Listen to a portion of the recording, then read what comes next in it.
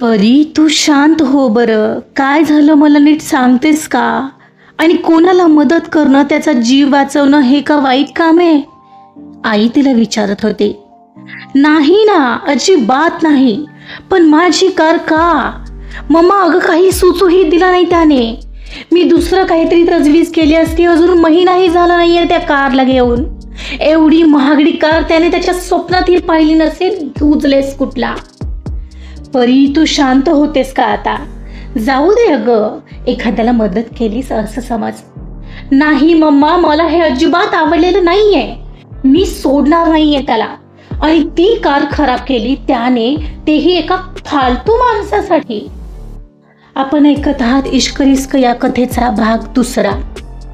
पुढचा भाग सुरू करण्याआधी प्लीज माझ्या चॅनलला सबस्क्राईब करून घ्या आणि आधीचे पार्ट ऐकले असल्याची खात्री करून घ्या.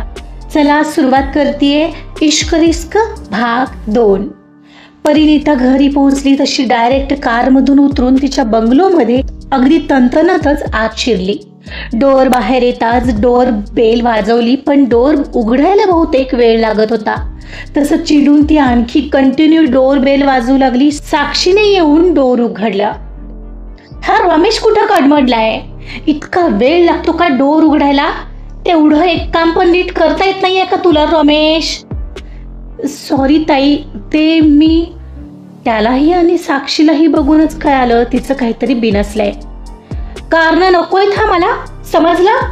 सगळे म्हणजे सगळे काम चुका झालेत. त्याला चिडून म्हणत ती पटकन तिच्या रूम मध्ये निघून आली. आत येतात सगळंच आजूबाजूला असणारं सामान विकरू लागली. तिचा प्रचंड संताप होत होता आणि तो समोर येणाऱ्या प्रत्येक वस्तूवर निघत होता. आत येताच तिने फ्लॉवर पॉट ढकलून दिला. त्या पाठोपाठ जी वस्तू समोर येईल ती विखरू लागली. हातातला टीव्हीचा रिमोट फेकणार एवढ्यात ममाचा आवाज कानावर पडला. परी, काय झालं बाळा? तू हे सगळं का फेकून देत आहेस? मला सांग तरी, एवढं काय झालंय? आईने पटकन समोर येत तिच्या हातातला रिमोट काढून घेतला आणि शांत करत बेडवर तिला बसवलं. ममा, माझी कार. मला प्रचंड राग आलाय त्या माणसाचा. काय माहित कोण कुठला. आणि ऍक्सिडेंट झाला तर माझी कार घेऊन गेला. काय संबंध आहे यार? काय म्हणालीस? ऍक्सिडेंट? कोणाचा? मला नाही माहित. सार्वजनिक मालमत्ता आहे का माझी? एवढी समाजसेवा करायची आवड आहे तर घ्यायची ना कार स्वतःची आणि द्यायची. माझीच का? परी, तू शांत हो बरं. काय झालं मला नीट सांगतेस का? आणि कोणाला मदत करणं, त्याचा जीव वाचवणं हे का वाईट काम आहे? नाही ना, अजिबात नाही. पण माझी कार का? ममा, अगं काही सुचूही दिलं नाही त्याने. मी दुसरी काहीतरी तजवीज केली असती. अजून महिनाही झाला नाहीये त्या कारला. एवढी महागडी कार त्याने त्याच्या स्वप्नातही पाहिली नसेल. युजलेस कुठला. परी, तू शांत होतेस का आता? जाऊ दे अगं, एखाद्याला मदत केली असं समज. नाही मम्मा, मला हे अजिबात आवडलेलं नाहीये. मी सोडणार नाहीये त्याला. आणि ती कार खराब केली त्याने, तेही एका फालतू माणसासाठी. बरं, रिक्वेस्ट करण्याची ही पद्धत असते, पण तेही नाही. परी, तू एवढी रागावणार नाहीयेस हा त्यांच्यासारखी. एवढा राग चांगला नाहीये तुझ्यासाठी बाळा. तुला कळतंय का त्याचा त्रास तुला होतोय? तू ना अगदी तुझ्या बाबांवर. तिची मम्मा तिला काकूल तिला येऊन समजावत होती, पण बाबांचं नाव निघालं आणि ती आणखीनच चिडली. ते डायरेक्ट उठूनच उभी राहिली. मम्मा, किती वेळा सांगितलं त्यांचं नाव काढत जाऊ नको माझ्या समोर. त्या व्यक्तीचं नावही नकोय मला माझ्या आयुष्यात. किती त्रास दिलाय तुला त्याने, विसरलीस? आणि त्यांची बरोबरी माझ्या बरोबर करू नकोस हा, कधीच. नाहीतर असे वागले नसते ते कधीच तुझ्यासोबत. अगं पण काही म्हण, हे सत्य आहे. तू त्यांच्यावर गेलीयस. अशीच राख डोक्यात घालून घ्यायचे ते. आणि तुलाही असंच पाहून माझा जीव तुटतोय परी. ममा, चूक असतं ग. दुसऱ्यांची मदत करावी, पण स्वतःच्या किमतीवर. दुसऱ्यांचं नाही. आणि तुला नाही कळणार, माझी कार खराब झालीये. जी माझ्यासाठी किती महत्वाची होती हे तुला नाही समजणार. हा, एखादी स्त्री असती तर नक्कीच मदत केली असती मी, पण पुरुष माणूस. मला अतिशय राग आहे या पुरुष जातीचा. स्वार्थी कुठले. अगं सगळे नसतात तसे, आपलं आपलं नशीब असतं परी. माझं होतं ते मी भोगलं, सोड ना. पण म्हणून तू बाळा स्वतःचं आयुष्य असं सीमित का बांधत आहेस? तू प्रयत्न तरी करून बघ, कदाचित तुझ्या आयुष्यात असा कोणी येणार असेल. बस, यावर नाही बोलायचंय काहीच मला. मम्मा प्लीज. माझा नाहीये हा बसणार आता कोणावर विश्वास. आता जस्ट माझ्या डोक्यात दुसरं काहीच येत नाहीये. मला किती त्रास होतोय तुला समजणार नाहीये. माझी सर्वात आवडती कारची वाट लागली आणि तेही माझ्या डोळ्यात देखत, आणि मी बस लाचार होत काहीच करू शकले नाही. खुशाल मध्येच सिग्नल येऊन त्याने कार थांबवली. मम्मा, त्याची एवढी हिंमत? नाही नाही नाही, त्याची हिस्ट्री जॉग्राफी काढायला लावली तर बोल. एकदा त्याचं नाव कळू दे, गाव कळू दे, मग बघ कशी वाट लावते मी त्याची. असं नाही केलं तर नावाची परिणिता नाही मी. परी, असं करू नये बाळा. अगं उर्मटपणे बोलत होता तो. कित्येक कार होत्या पण माझी का घेतली?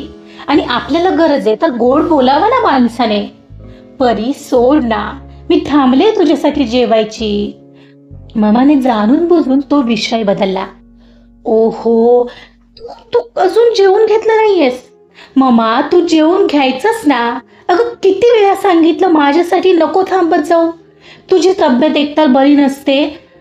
परी, दिवसातून एकदा तुझं तोंड दिसतं मला. मग रात्रीचं जेवण तर सोबत नको का बाळा? ओह मम्मा, बरं चल तू खाऊन घे, मला भूक नाहीये. चल मी येते वाटल्यास तुझ्यासोबत खाली. असं नाही चालणार रे हा परी. तूही 2 घास खाऊन घे माझ्यासोबत. असं जेवणावर नाही राग काढावा. मम्मा तिला समजावत खाली घेऊन गेली. तिलाही माहीत होतं आई तिच्याशिवाय जेवणार नाही. तिच्यासाठी तर जबरदस्तीने 2 घास पोटात ढकलावे लागणार होते. पण तिच्या मनातून आजची गोष्ट काही केल्या जात नव्हती. तिच्या मनाला भयंकर अस्वस्थता वाटत होती. जोपर्यंत त्याला धडा शिकवत नाही तोपर्यंत तिच्या जीवाला चैन पडणार नव्हती. पण त्याची माहिती काढता येत नव्हती, कारण एक तर त्याचं नावही माहिती नव्हतं. दुसऱ्या दिवशी परी साक्षीला ममाची काळजी घेण्यासंदर्भात नेहमीप्रमाणे काही सजेशन्स देऊन ऑफिसला जायला निघाली.